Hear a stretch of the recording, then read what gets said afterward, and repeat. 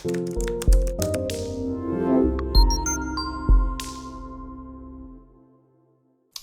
guys, it's Carl here. So I was very hesitant to do any video around the virus and the situation at the moment because there's so many people putting stuff out, videos and content and lots of pontification, and personally I think there's just too much noise. I think I'd rather see just facts in my feed, the latest reportings and just practical stuff, not just people constantly offering their opinions. But there has been mails coming in from people just in regards to the challenges of estrangement and while dealing with this really difficult time on the entire planet that we're all dealing with at the moment, and how they manage it and the struggles that they're facing. And there was also a question through on the support group about how others are managing this difficult time. So I figured maybe it is worthwhile doing a very quick video on this, and specifically around estrangement. But what I find interesting is that this crisis is really prompting families to reconnect, to check in with each other, or in some cases it's forcing people to reconnect because of circumstances. And that, again, it could be good, it could be bad.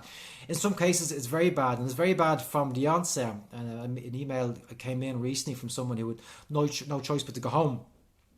Because of closures here in Ireland, this person had no choice but to return to the family home, and the environment sounds incredibly toxic and destructive and very unhealthy. And I empathise massively with this person having to go back here, but there's no other choice at the moment. So, but you can imagine it's incredibly triggering and very stressful to return to this environment, and especially when you don't want to be there. And I think the difficulty I have is when I get emails in, people ask me what to do, what they should do. I can't answer that.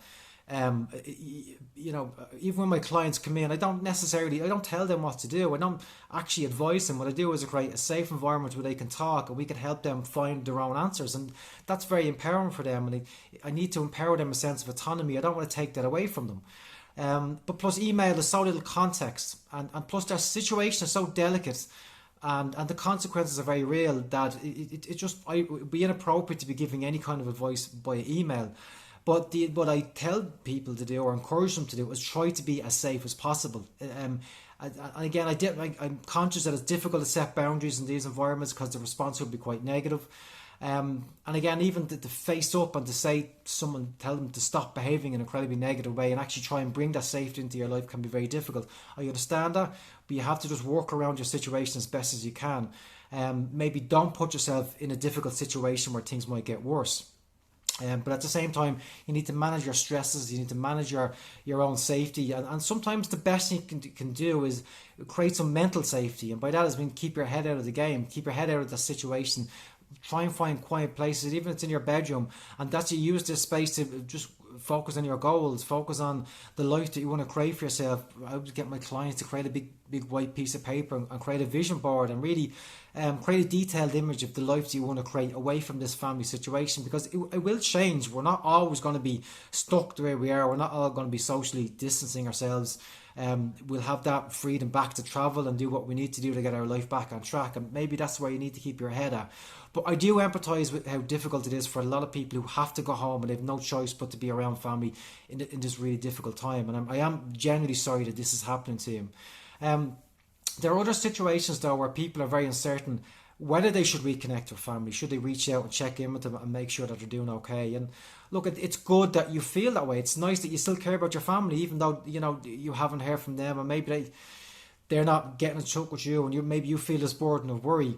Again, people have to make their own decision based on their own circumstances, but do reflect on the past, because that's all you have to base information on, base your decision making process on, and it's how have they responded in the past and reconnected with them, and have they responded positively? Is there a chance they'll respond negatively? Is there a chance that they won't respond at all? And I think if you were undecided and you think you might reconnect, even just to send a text message and make sure they're doing okay, just decide your intent beforehand. Are you just checking in? And once that's clear, you're not compromising your boundary. You're not all of a sudden letting them back into your life. You're just making it clear inside of yourself, I'm just checking in. I want to know they're okay. Maybe they won't reply. Maybe I won't know. Or are you sending this message hoping that maybe the circumstances have changed and this is a chance for a reconciliation? Maybe it is. We're going to talk about that in a second. But again, make that decision beforehand, because only you know your family better than anybody else. You know what's the best thing to do. I appreciate you're driven by forces, mostly fear around something might happen to them. And again, look, that's quite healthy. It seems incredibly normal. Society is anxiety levels are through the roof at the moment, or so I'm reading. Um, Again, it's understandable because it's just this epidemic is just on the rise, and the numbers are dropping apparently in China, but I'm in Europe here, and the numbers in Italy are still rising. Here in Ireland, they seem to be rising as well. Again, we're doing everything that we can to manage our own anxieties and manage the situation, but I appreciate that people are not sure whether to reconnect. And maybe you do reconnect. Maybe that is the right thing for you to do. But then the other side of it then is those who have actually reconnected, and there's a discourse between you and your family, but it's too early to know how this is going to pan out. Will the situation improve, or will the situation stay exactly as it is? I mean, the estrangement situation.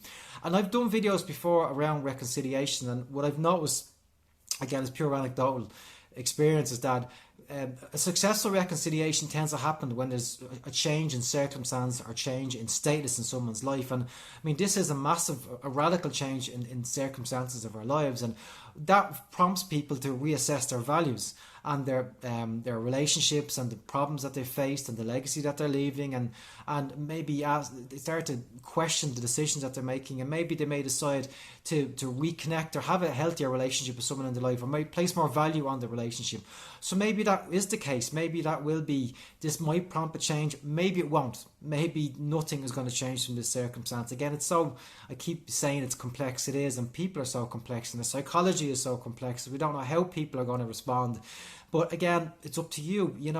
If you feel like it's the right thing to reach out and to test the waters and see how maybe the relationship will change, well, then go with that. If that's what your instinct is telling you to do, then do that. Same way that if your instinct is telling you that I need to keep my distance, but then trust that instinct, because it's there for a reason. It's not lying to you.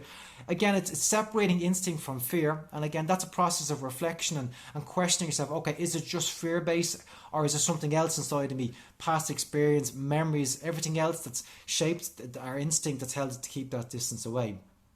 But for now, and this is my last point on this, is that one of the most important things to do is to keep practicing self-care. And it's really, really important to know that self-care is not the same as being selfish. And a healthy family knows the difference between those two things. A healthy family would encourage you to self-care. A healthy family would encourage you to self-isolate. A healthy family wouldn't judge you for putting your own needs first. And if you find that they are, or if they have in the past, and that's staying with you, maybe you're feeling guilt for looking after yourself, again, maybe that's the marker for your future decision making with family. Maybe that's the deciding factor. Yeah, the way I'm feeling. First of all, I'm not sure how my family are going to respond to me self-isolating. Are they going to encourage it, or are they going to question it? But also, I feel all this guilt because I'm looking after me, and that's telling you a lot. That I'm not saying that entirely comes from your family, but I'm sure they may have been a contributing factor to that. And again, maybe that's a deciding factor. Maybe that's telling you, maybe keep a little bit of safe distance for you at this time in your life, in this very difficult period for all of us, really. I'm at home now, as you can see. I'm not into practice, so it's difficult. I'm actually enjoying the bit of time, believe it or not. Again, I've said in previous videos, I have a small little son. It's great for me to be at home. Normally I'd be out working, so it's nice in that say. And there is positives if you can embrace the positives and park the anxiety and create a little bit of safety for you, not just from the estrangement, but this whole coronavirus epidemic. Yeah, because it could be all encompassing. If we focus on it too much, it will totally dominate our headspace, and we have mental capacity to do other things now, to grow and read and study and plan and whatever else you want to do with your life. So look, that's it, guys. I hope everyone's okay. Mind yourselves. Self-care is okay at this time, and I'll talk to you all very soon. That's it. Take care. Bye-bye.